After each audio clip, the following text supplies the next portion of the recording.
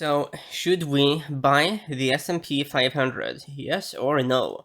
First off, a big yes to reading this disclaimer. So, the S&P 500 is a relatively known stock market index.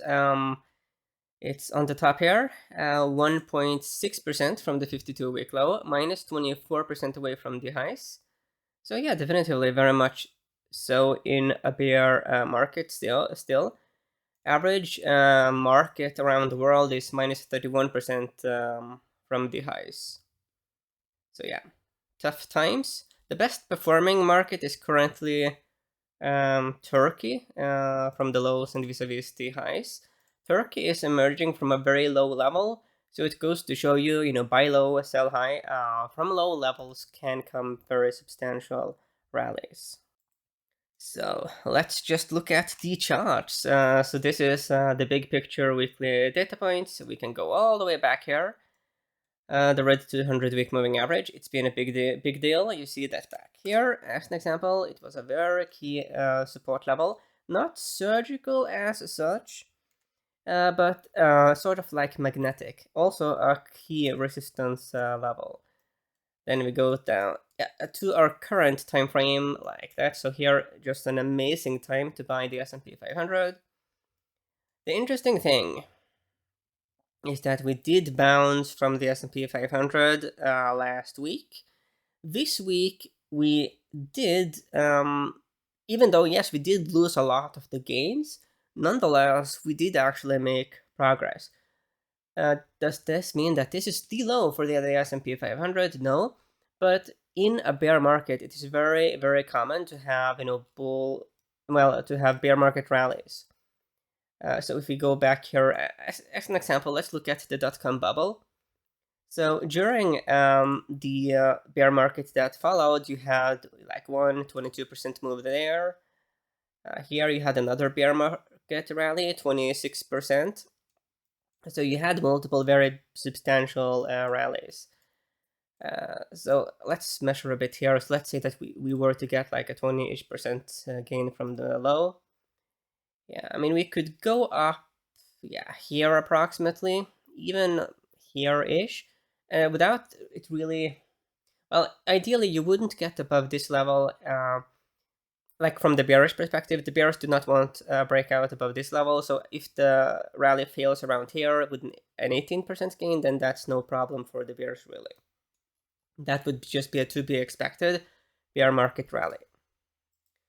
On the dailies here, we do see that the purple 20-day moving average, it's a pretty good level to put on some short positions.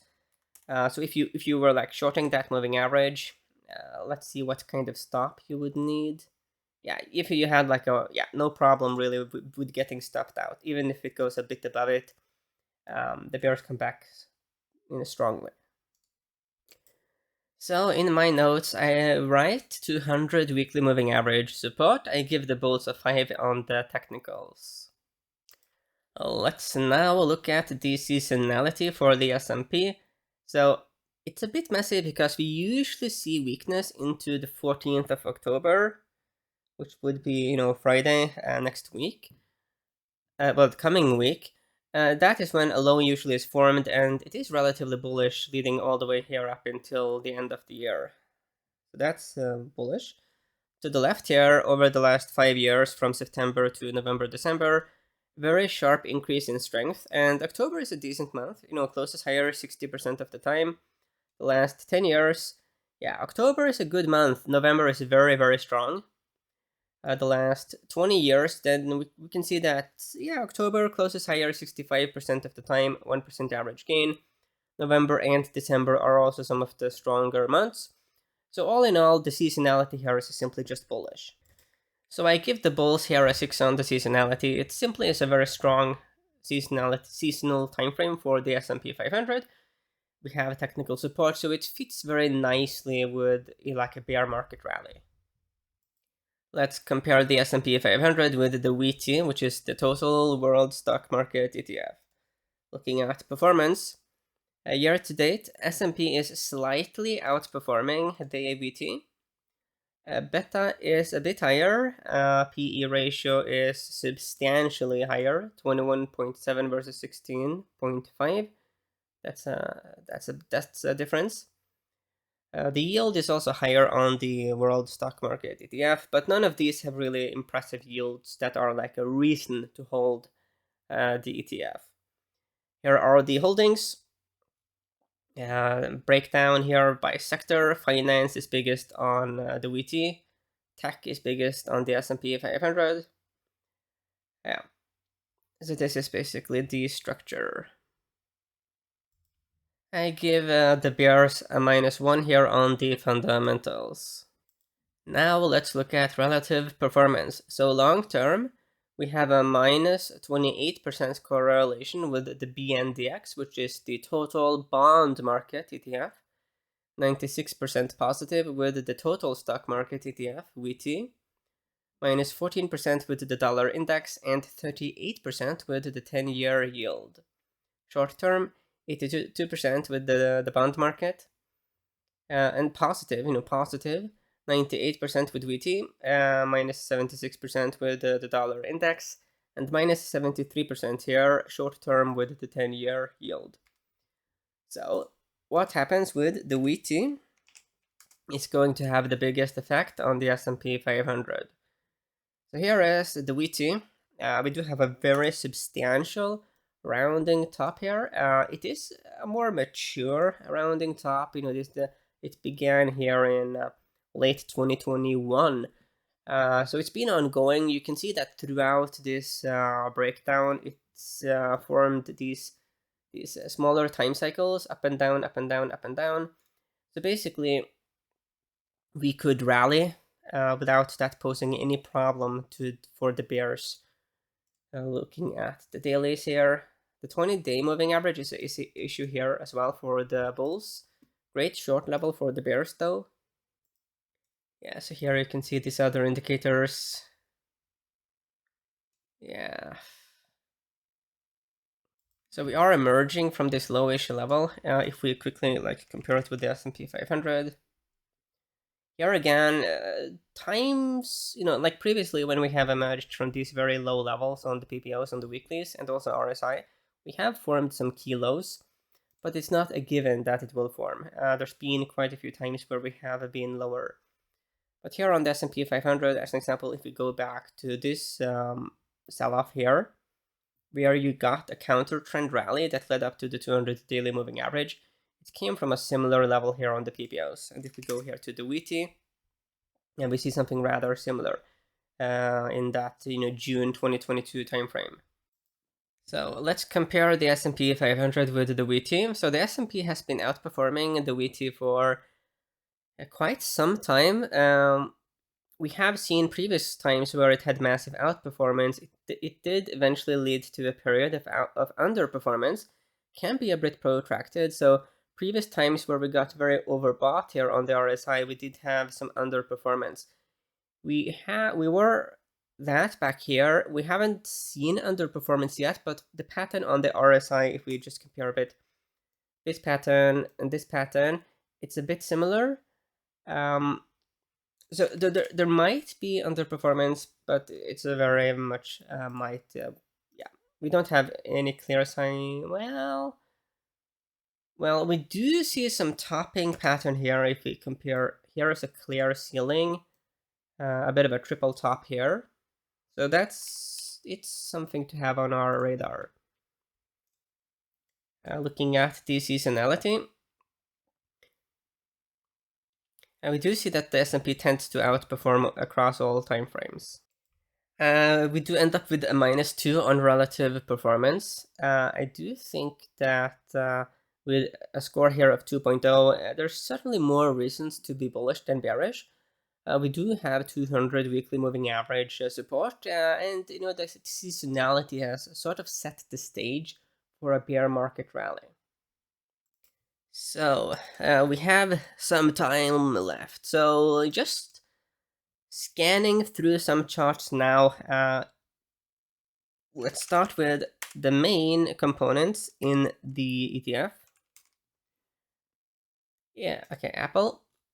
So here is Apple, one of the big ones. Yeah, a bit of a messy chart because we do have something that is a bit double bottom ish, which is bullish. Then again, we are very close to that blue 100-week moving average, which has been recent resistance. It's a bit messy on the dailies here. Yeah, it's a bit. Apple is a bit noisy, a bit too noisy for my taste. Let's look at Microsoft. Yeah, Microsoft looks a bit more interesting as like a bull trade. We do have a bit of a clear like bottoming pattern here. At least it's a place where the bulls could form some kind of low. Um, the RSI level is interesting. Also PPOs here. Quite a few times this level forms lows. Let's look at the dailies. It's there's something a bit interesting here with Microsoft. The interesting thing is that you also have this clear stop level as well. So it's more of a clean trade. Here is Amazon. A new product is coming from Amazon. The Amazon Kindle Scribe looks really interesting. So definitively going to buy that one. Here you have a chart there where there's a lot of things happening. Yeah, we have some kind of lowish behavior here. But this is one of those situations where there's a bit too much noise for my taste. Recently, we're rejected here from the blue 100-day moving average. Then again, we have fallen down to a level where there could be some horizontal support. Then again, we have resistance right above us. So it's just I'm not a huge fan of noise. Here is Tesla. Tesla, I guess, is a bit more interesting from a bullish perspective because we have fallen down to a more sort of squeaky clean support level. It's quite clear to see where you would put your stop level, sort of like to get out of the way if the trade doesn't work out. Let's look here at the RSIs, PPOs. Yeah, we don't. Yeah, I mean, on the daily RSI, we have a bit of a RSI signal. If we look back here as an example, during this sell-off, this current RSI level formed a very key low and a very good time to temporarily turn bullish on Tesla. So Tesla looks interesting. Here is Alphabet, still on the ticker Google. So if we were at this red 200-week moving average, it would be very interesting. We are not really. We are hovering a bit above it. That could be a good sign. It might be that there are so many bulls waiting to buy that we didn't get down there. That's possible. That's to be determined. If that was the case, we would expect the 20 daily moving average here not to be this strong of a resistance level. So yeah, there's not like confident bulls running the show here. Here is Berkshire Hathaway.